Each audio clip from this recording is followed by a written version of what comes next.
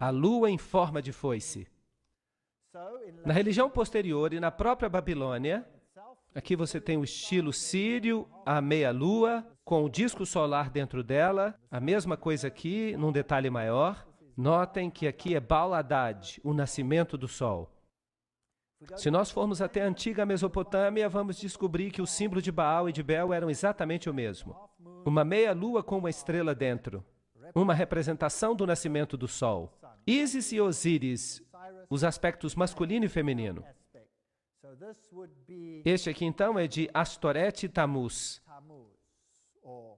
ou Ísis e Horus, macho e fêmea. A mesma coisa nós encontramos no Egito, como já discutimos antes. Trata-se da adoração de Baal, da adoração de Lúcifer, em seu aspecto masculino e feminino. E vejam que no papado nós encontramos a mesma coisa, porque o Papa hoje é o representante da religião babilônica.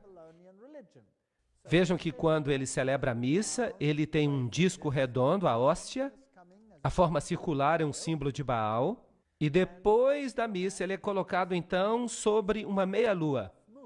E aí você tem o nascimento do sol. Essa forma então é um simbolismo disso. Veja aqui um outro receptáculo para a hóstia. Tudo representa o nascimento do sol. Então, o catolicismo usa o símbolo da meia-lua com um disco do sol dentro. Aqui está uma igreja católica na Alemanha e há um relógio muito interessante nela. Fui eu que tirei essa foto. Vejam aqui a lua e a estrela. E esta estrela específica aqui tem 8 pontas. E à medida que os ponteiros então se deslocam cada hora, tanto o ponteiro maior quanto o ponteiro menor, quando eles se intercalam, você então produz o nascimento do Deus Sol. A toda hora então acontece Baal Hadad, Baal Hadad, Baal Hadad. Em toda hora do dia. Não é interessante? Então o símbolo do catolicismo é a lua com a estrela. Estão ocultos em muitos outros símbolos também. Nós encontramos o símbolo do islamismo em lugares estranhos. Vejam este carro da polícia do estado da Louisiana, ali em Nova Orleans. Vejam o símbolo islâmico nele. Até no carro do supervisor você consegue encontrar esse símbolo claramente. Isso estaria tudo muito bem, mas deixe-me levar vocês até a igreja da Senhora de Guadalupe, lá em Nova Orleans. Aqui está o símbolo na frente do altar. Aqui está uma caverna típica onde eles colocam Maria. Dentro dessa pequena caverna, dessa capela, você tem Maria dentro de uma gruta, um típico símbolo pagão, com todos os bilhetinhos de ação de graças pela sua intercessão. Mas se nós adentrarmos a igreja, nós vamos ver ainda ícones mais interessantes. Também figuras, e aqui está uma foto bem triste. As pessoas realmente acreditam que há mérito em se tocar uma estátua. Se nós pudéssemos dizer a essas pessoas que Jesus está disponível em toda parte do mundo e que nós podemos falar diretamente com Ele. Mas por que eu estou trazendo vocês até essa capela? Não é só para mostrar para vocês a idolatria de Maria, mas para mostrar para vocês esse vitral na janela. Vocês percebem o símbolo do islamismo bem aqui. E para disfarçá-lo, eles dizem que é apenas uma representação do símbolo da polícia de Nova Orleans. Agora, o que a polícia tem que ver com o local de adoração? Isso é só um pretexto para que se traga esse símbolo para dentro da igreja. Agora, se você quiser fazer um uso correto do símbolo islâmico, você tem que virá-lo de cabeça para baixo, porque a lua é o símbolo do útero, de cabeça para baixo, como na situação do nascimento. Agora, aqui está feito de maneira correta. Você percebe que se você invertê-la, então fica a posição correta.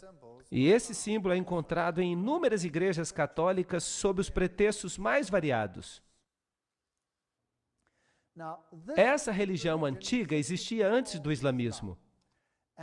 Os iniciados nessa religião, como nós vimos em Morais e Dogma,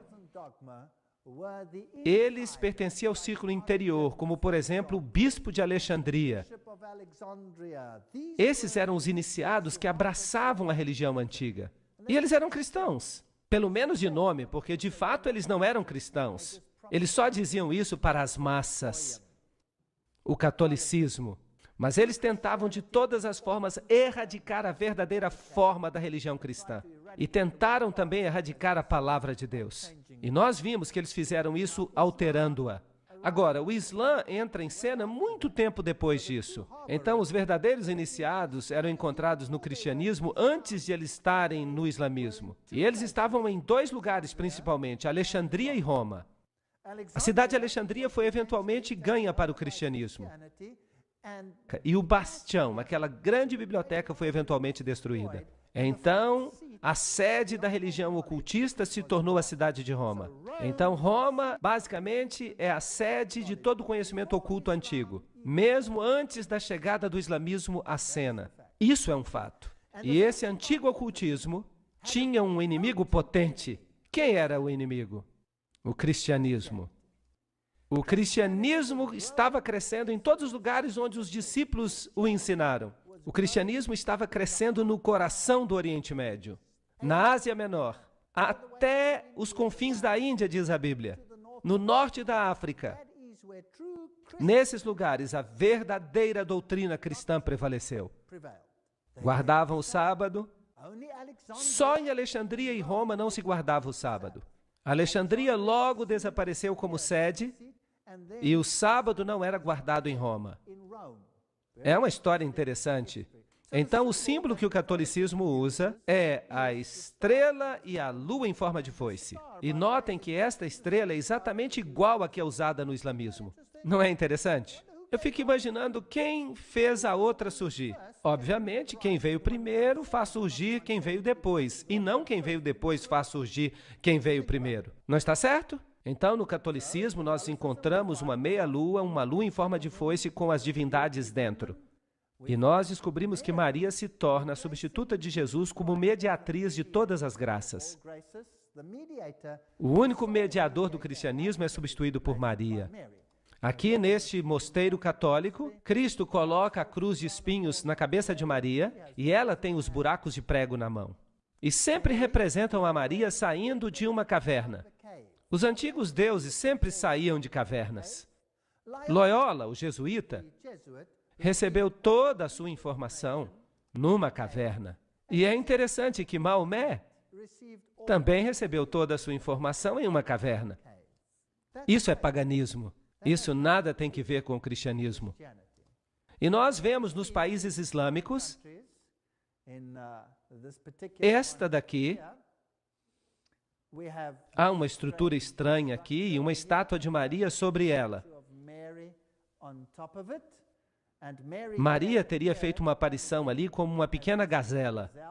Mas antes de o rei a abater, a gazela se transformou em Maria, que lhe disse que construísse ali um mosteiro. E ele fez isso. Aqui está o mosteiro, bem no alto de uma colina. Agora, eu sempre fico interessado quando encontro um mosteiro no alto de uma colina, porque as colinas elevadas eram o lugar de adoração do paganismo. Era onde faziam os sacrifícios aos deuses pagãos. É interessante que todas as catedrais do mundo foram construídas em locais pagãos. Até mesmo o Vaticano.